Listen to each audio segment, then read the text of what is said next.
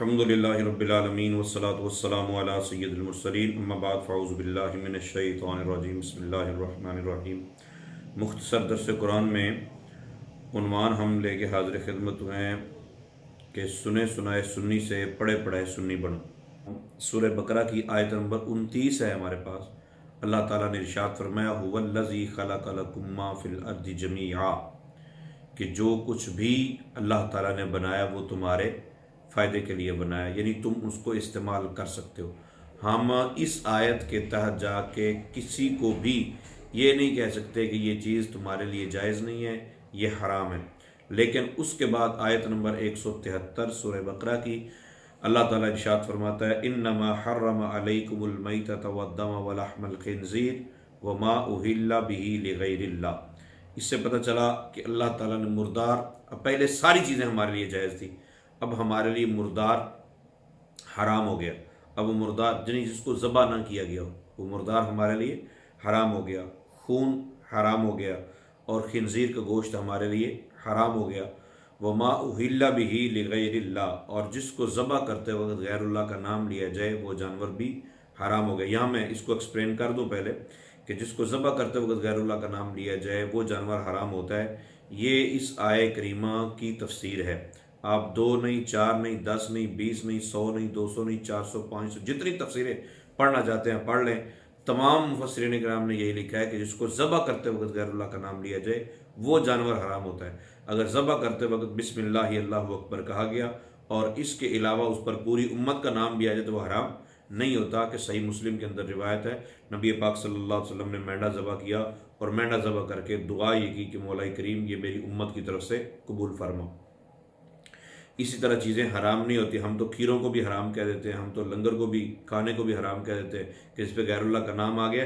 حالانکہ ابو داؤد شریف کی روایت ہے، حضرت سعد رضی اللہ تعالی عنہ کی والدہ کے لیے حاذہ لأم سعد، یہ کنواں سعد کی ماں کے لیے ہے۔ سعد کی ماں کا نام آیا، ٹھیک ہے، مگر وہ کنویں سے پانی پینا حرام نہیں، وہ پورا کھجوروں کا باغ صدقہ کیا حضرت سعد رضی اللہ تعالی نے، وہ لوگ کھاتے رہے تو اس کے باوجود وہ حرام نہیں ہوا۔ تو محض غیر اللہ کا نام آ جانے سے وہ حرام نہیں ہوتا، جبکہ نیت یہ ہو کہ یہ اللہ تعالیٰ کی بارگاہ میں پیش کر رہے ہیں اور ثواب فلاں مرحوم کے لیے، اور یہی 11ویں میں ہوتا ہے، 12ویں میں ہوتا ہے، 13ویں میں ہوتا ہے، یہ سلسلہ ہوتا ہے۔ بہرحال یہ 3 آیت کریمہ ہیں ایک ہی مضمون کی۔ ایک سورۃ المائدہ کی آیت نمبر 3 ہے حرمت علیکم المیتۃ والدم ولحم الخنزیر وما اہل لغیر اللہ بہ۔ پھر سورۃ النحل کے اندر آیت نمبر 115 ہے، اس میں بھی یہی مضمون۔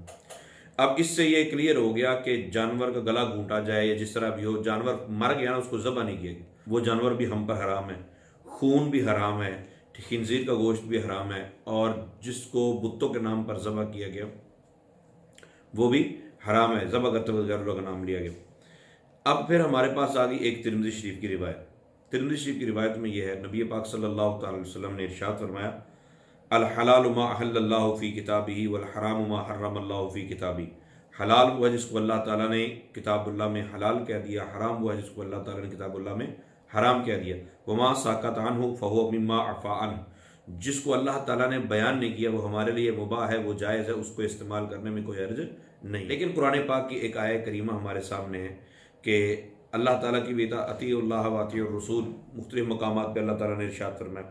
تو نبی پاک صلی اللہ علیہ وسلم نے بھی جس کو حرام کہنا ہے اس کو بھی ہم حرام ہی سمجھیں گے۔ اب آپ نے یہ ذہن میں رکھنا ہے کہ کسی بھی چیز کو حرام قرار دینے کے لیے 2 چیزیں ہمارے پاس آ گئی۔ ایک تو کتاب اللہ نے اس کو بیان کیا ہو کہ یہ حرام ہے، دوسرا رسول اللہ صلی اللہ علیہ وسلم نے اس کو بیان کیا ہو کہ یہ حرام ہے۔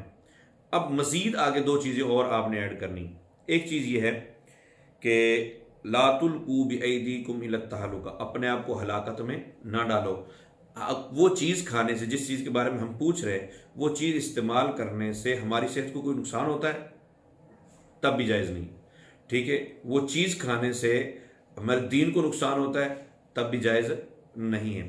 یہ بھی آپ نے مد نظر رکھنا ہے، یہ بھی قرآن پاک کے اعتبار سے ہے کہ اپنے آپ کو ہلاکت میں نہیں ڈال سکتے آپ۔ چوتھی چیز جو آپ نے ایڈ کرنی ہے وہ یہ ہے، نبی پاک صلی اللہ تعالیٰ علیہ وسلم نے ارشاد فرمایا عائشہ میرا دل چاہتا ہے کہ میں خانہ کعبہ کو شہید کر دوں اور اس طرز پہ تعمیر کروں جس طرز پہ میرے بابا ابراہیم علیہ السلام نے تعمیر کیا تھا، اور اس کے 2 دروازے رکھو، دروازے صرف زمین کے ساتھ ہونے چاہیے، لوگ ایک دروازے سے داخل ہوں اور دوسرے دروازے سے باہر نکل آئیں.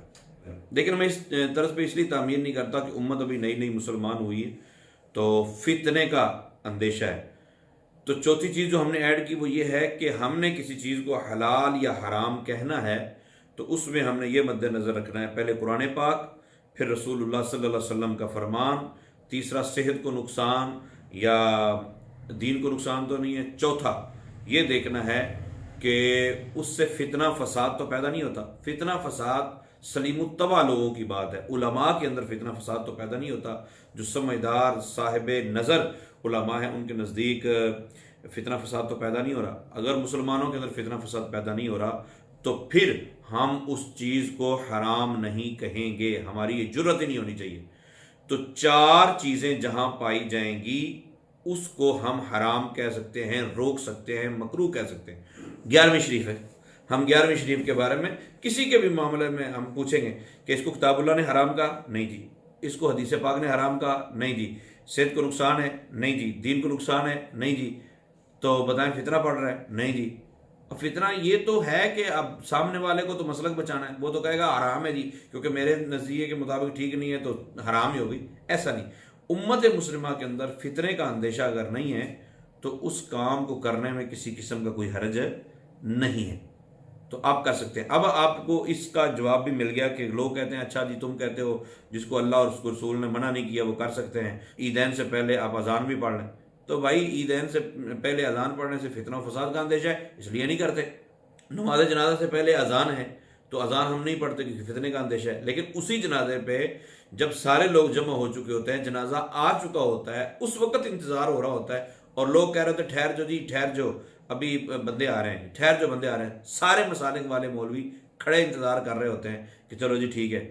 تو اگرچہ اس کی شریعت نے اجازت نہیں دی، نہ کتاب اللہ نے اجازت دی، نہ حدیث رسول نے اجازت دی، نہ جناب اس کا کوئی صحت کو فائدہ ہے، ٹھیک ہے، دین کو فائدہ بھی بظاہر تو لگ نہیں رہا، لیکن چونکہ امت کے اندر انتشار کی کوئی وجہ نہیں ہے، ٹھیک ہے، فتنے کا کوئی سبب نہیں ہے کہ ٹھیک ہے بھائی لوگ اس نیت سے اکٹھے ہو رہے ہیں چلو جتنے زیادہ ہو جائیں گے وہ جنازے میں شرکت کر لیں گے، آ چکے ہیں تو شرکت بھی کر لیں گے. تو اس بنا پر ہم اس چیز کو حرام یا ناجائز نہیں کہہ سکتے، ٹھیک ہے. لیکن اذان پڑھنے سے جنازے سے پہلے چونکہ فتنے کا اندیشہ ہے تو ہم وہ نہیں پڑھتے. تو امید آپ میری بات سمجھ گئے ہوں گے کہ آج کے بعد ہم نے جب بھی کسی چیز کے بارے میں کنفرم کرنا ہے کہ یہ ناجائز ہے، اس کو حرام کہنا ہے، اس کو مکروہ تحریمی کہنا ہے، یہ جو کچھ بھی کہنا ہے تو ہم نے 4 چیزوں کو مد نظر رکھنا ہے. سب سے پہلے تو یہ ذہن میں رکھنا ہے کہ کتاب اللہ نے حرام کیا. دوسرا، کیا اس کو حدیث رسول نے حرام کیا؟ نہیں. تیسرا، ہم نے یہ دیکھنا ہے کہ اس کا صحت کو یا دین کو نقصان ہے؟ نہیں. چوتھا، ہم نے یہ دیکھنا ہے اس سے فتنہ پیدا ہوتا ہے؟ نہیں. تو اس کو ہم منع نہیں کر سکتے کیونکہ قرآن یہ بتا چکا ہے کہ ابتداءً ساری چیزیں ہی جائز، ٹھیک ہے. ہمیں کسی چیز کے جواز کے لیے کوئی دلیل ڈھونڈنے کی ضرورت نہیں ہے. کیوں؟ کہ وہ سورہ بقرہ کی آیت نمبر 29 بتا چکی ہے کہ جائز ہے.